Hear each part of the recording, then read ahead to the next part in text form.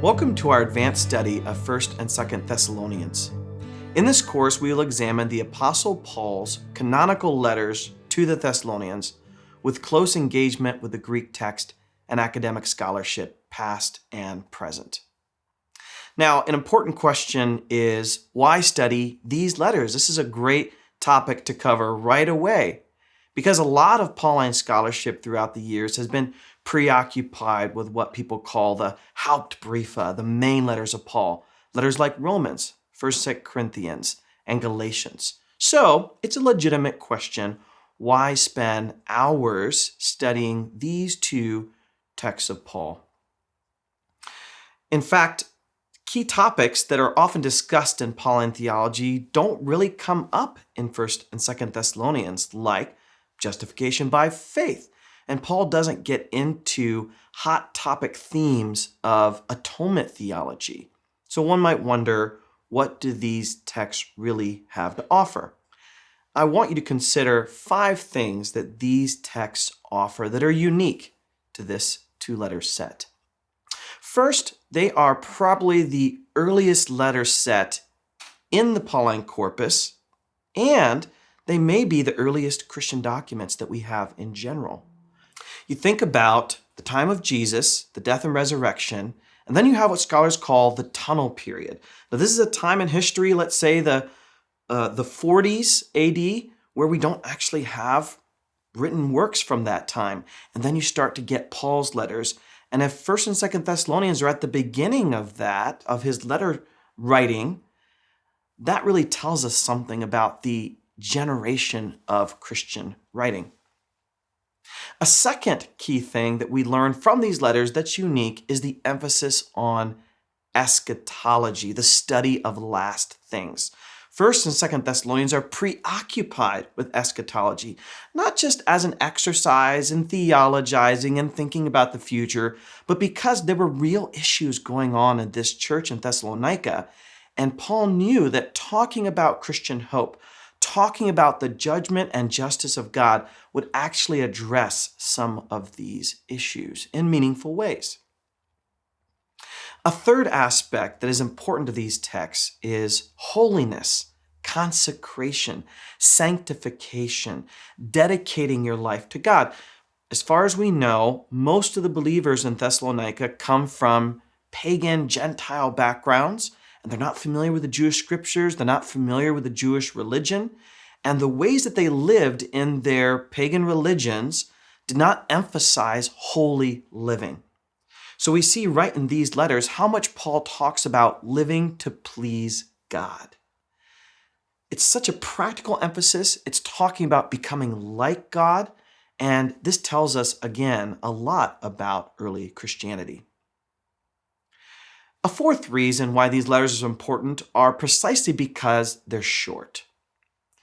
Now, when we think of Paul's letters, we might think of Romans or 1st and 2nd Corinthians, these really long, sweeping letters, 15 chapters, 16 chapters. And we might get the impression that this is how people wrote back in that day. But the reality is, the average personal letter from the ancient world is about 300 words, about a page or maybe half a page, couple of paragraphs. You'd have things like, hope you're doing well, send my love to your family and friends, I need this from you, or we need to deal with this business transaction, and then a short ending. We do have some of Paul's longest letters that give us more like a theology lecture embedded in that epistolary genre, but 1st and 2nd Thessalonians are more like traditional ancient personal letters. They deal more with practical matters. They have that kind of abruptness and concision of a personal letter, and that helps us to better contextualize his writings. The last thing that we get uniquely, I think, in these two letters to the Thessalonians is the emphasis on work and labor.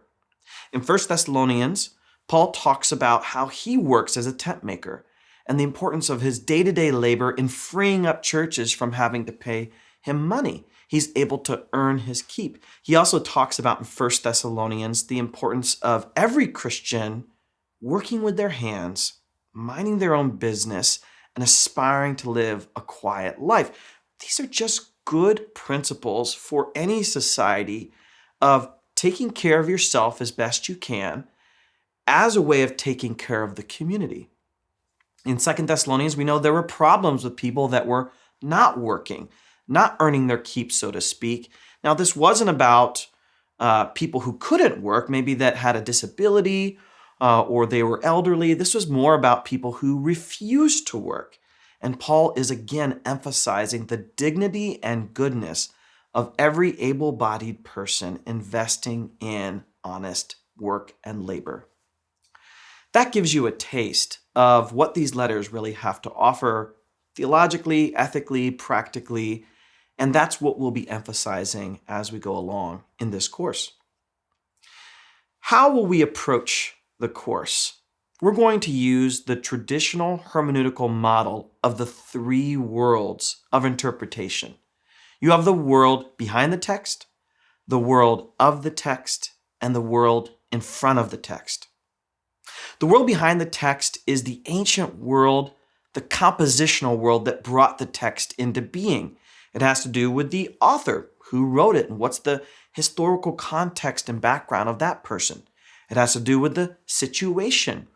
What are the locations involved? It has to do with culture, sociology, historical events, and it has to do with the readers. We'll also then talk about the world of the text, which really focuses on the text itself. Textual features like genre, structure, the aspects of the Greek text itself. What was Paul's Greek writing style? We'll talk about possible sources and influences of the text and various literary and rhetorical features. The last area that we'll treat for each letter is the world in front of the text. That means the reception of the text throughout history, throughout space, throughout time, to look at various communities and how they have interpreted this text, and the role of the reader in meaning making as they engage with the text. So again, we'll be looking at the world behind the text, the world of the text, and the world in front of the text. In this first session, I just want to whet your appetite for some of the things we're going to look at in 1st and 2nd Thessalonians. In 1 Thessalonians chapter 2, verse 7, we have this interesting case where in the Greek text, we have a word where we're not exactly sure what Paul wrote. It is possible that he wrote the Greek word nepios, which means baby, or it's possible he wrote the Greek word apios, which means gentle. Now, it's actually not that big of a deal in terms of interpretation, and it's only the difference of one Greek letter when you look at the text. But scholars have spent hours upon hours and many articles and even books discussing this issue because we want to get the text right, we want to get the wording right, and we'll be able to devote some time in a later session to talking about this fascinating issue of what the difference this one letter makes in how we read the whole text. From 2 Thessalonians, we can look at a really interesting issue that comes up in chapter 2. Paul gets into this apocalyptic eschatological timeline of future events that are going to be unfolding. And he mentioned this figure called the man of lawlessness. Sounds like something from a sci-fi movie. And we're not exactly sure who this figure is. Is it a figure from the ancient world that Paul's using as a model for this apocalyptic person? Is it a supernatural divine type figure? Is it more of a kind of image of somebody and without kind of getting really concrete? Is it more of a trope or a typecast kind of character? We're not sure. We're going to talk about that. And throughout history, different theologians have attributed the persona of the man of lawlessness to popes, Roman emperors, or possibly figures in our modern time as well. We'll be able to talk about that and go in depth later on. In this first session, I want to just let you know how you can best prepare yourself for what lies ahead. Obviously, it's important that you read the text of 1st and 2nd Thessalonians in order to track with our discussion. It's best if you could do that in Greek. I would encourage you to read through the Greek text at least once to familiarize yourself with the vocabulary and the syntax and what Paul's talking about in Greek. If you don't know Greek, or even if you do, I would encourage you to read the text several times in English, preferably in different translations. Maybe one reading you do in the NRSV and another reading you do in the NIV, or you might choose something like the New Living Translation, which is more of a paraphrase, or maybe the Message Bible, so that you can get different senses of how the vocabulary is translated. This is a great exercise in how scholars analyze the Greek text by seeing how different translations render that text. In this course, we'll get an exciting opportunity to eavesdrop and join the conversation of hundreds and hundreds of scholars, poets, artists, writers, pastors, and theologians who have pondered the written words of Paul. I will be your guide on this exciting journey. There's a lot to talk about, and I look forward to it.